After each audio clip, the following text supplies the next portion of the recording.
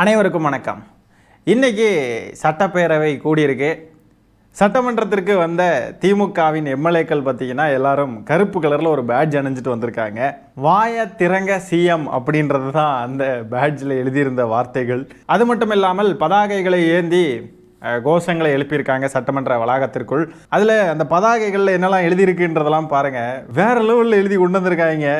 தற்குறி ஆட்சி, தமிழ்நாடே சாட்சி, திரையில் நாயகன், தரையில் வில்லன், கதறல் கேட்குதா சிஎம், வாயில் ஏதாவது வருமா உங்களுக்கு சிஎம், தூய சக்தி இல்லை துயர சக்தி, ரீல்ஸ் இங்கே ரியல் இங்கே, மாற்றம் அல்ல ஏமாற்றம், மாஸ்டர் வாயில பிளாஸ்டர். தரமான சம்பவங்கள். சட்டமன்றத்தில் இன்னைக்கு தாவேக்கா மரபை மீறி இருக்காங்களா மீறலையா அப்படின்னு கேட்டிங்கன்னா மீறி இருக்காங்க. தமிழ் தாய் வாழ்த்தை கொண்டு போய் கடைசி இடத்துல பாடிக்கிட்டு இருந்தாங்க இவ்வளோ நாள். நம்ம அதெல்லாம் கேள்வி எழுப்பிக்கிட்டு இருந்தோம். இப்போ என்ன பண்ணியிருக்காங்கன்னு பார்த்தீங்கன்னா தமிழ் தாய் வாழ்த்தை முதல்ல பாடிட்டாங்க. தமிழ் தாய் வாழ்த்தை முதல்ல பாடினதுனாலேயே மரபை காப்பாற்றிட்டாங்களாம். சரிப்பா, தமிழ் தாய் வாழ்த்தை முதல்ல பாடிட்டாங்கன்னு சொல்கிறீங்களே, அப்புறம் என்னதான் மரபை மீறினாங்க அப்படின்னு கேட்குறீங்கன்னா, தேசிய கீதம் இருக்குது பாருங்கள், அது எப்போவுமே ஆளுநர் உரைக்கு பிறகு தான் பாடப்படும். முதல்ல தமிழ் தாய் வாழ்த்து, அப்புறம் ஆளுநர் உரை, அதுக்கப்புறமா தான் தேசிய கீதம். இன்றைக்கி என்ன பண்ணியிருக்காங்க அப்படின்னா, முதல்ல தமிழ் தாய் வாழ்த்து, அடுத்தது தேசிய கீதம், அடுத்தது ஆளுநர் உரை, அதுக்கு அடுத்தது மறுபடியும் தேசிய கீதம்.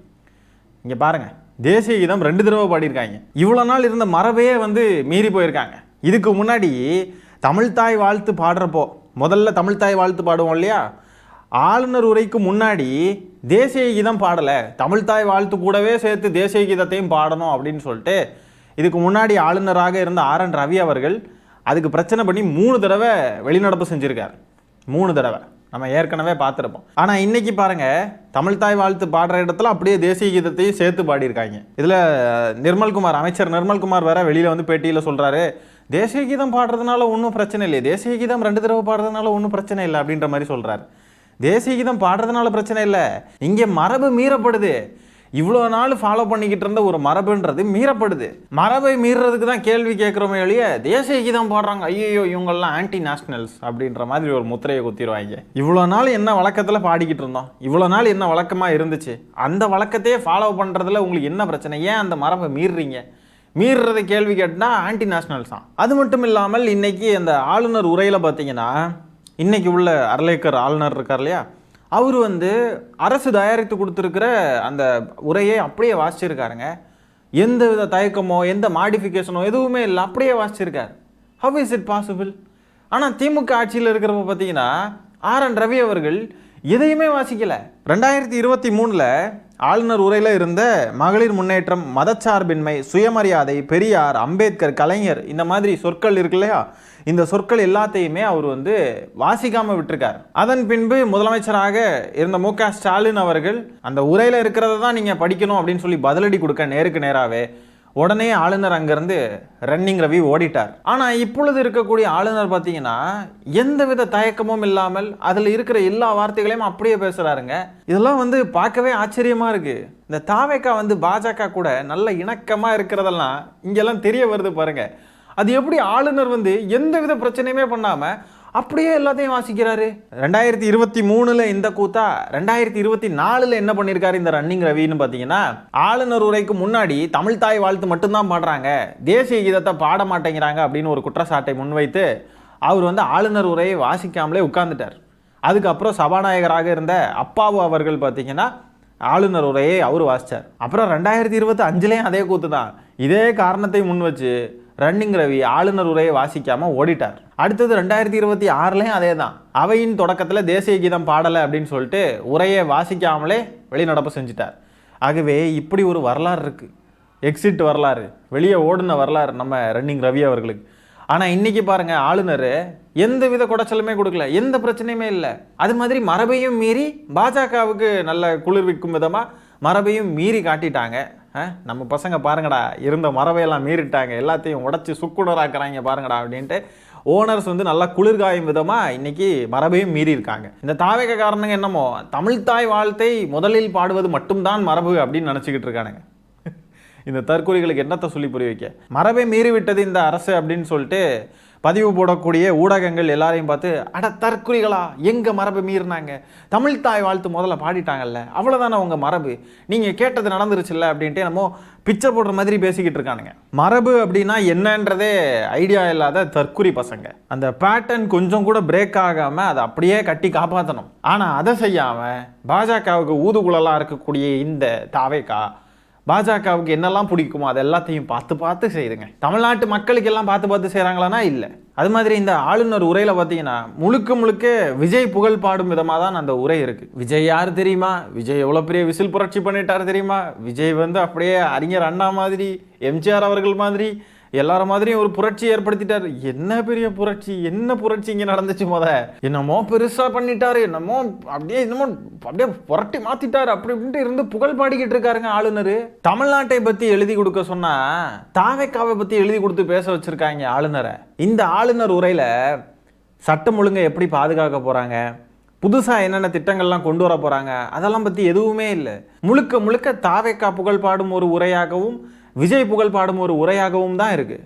ஆளுநர் அவர்களும் அதை வாசிச்சுட்டு அவர் பாட்டுக்கு போகிறார். விஜய் எவ்வளோ மாஸ் தெரியுமா, அவருக்கு எவ்வளோ கிரேஸ் தெரியுமா, அவர் நடந்து வந்தாலே தூசுலாம் பறக்கும் தெரியுமா, இப்படின்ட்டு ஒரு ஆளுநர் உரை இப்படி தான் இருக்குது. புகழ் பாடிக்கிட்டு போயிருக்காங்க. அது மட்டும் இல்லாமல் இன்னைக்கு எந்த விதமான விவாதங்களும் நடக்கலைங்க.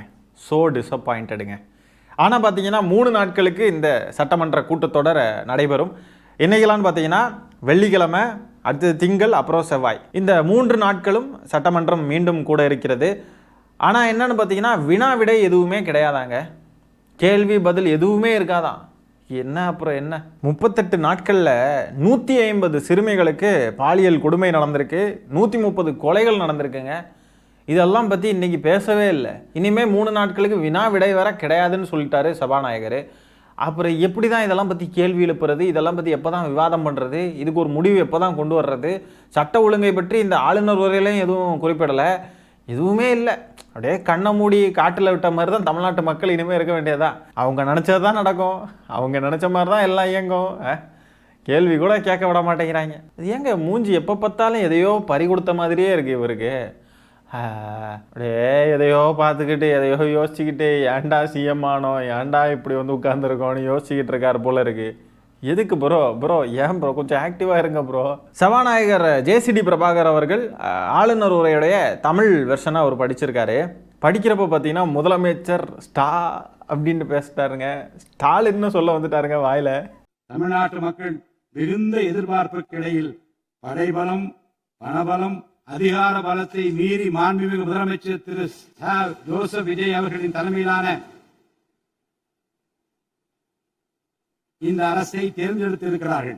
தமிழ்நாட்டு மக்கள் விஜய் அவர்களுக்கு கோபம் வருது. டேய் ஜீவாக்கு கோபம் வந்துருச்சுடா அப்படின்ற மாதிரி அப்படியே பார்க்குறாரு. ஸ்டாவா ஐயோ பழக்க தோசம் சட்டமன்றம் வரைக்கும் வந்துருச்சு பாருங்க, பழக்க தோசம். ஆனால் ஆளுநராக இருந்த RN ரவி அவர்களுடைய கடின உழைப்புக்கு இன்னைக்கு அவருக்கு ஒரு வெற்றி கிடைச்ச மாதிரி அவருக்கு ஃபீல் ஆயிருக்கும்.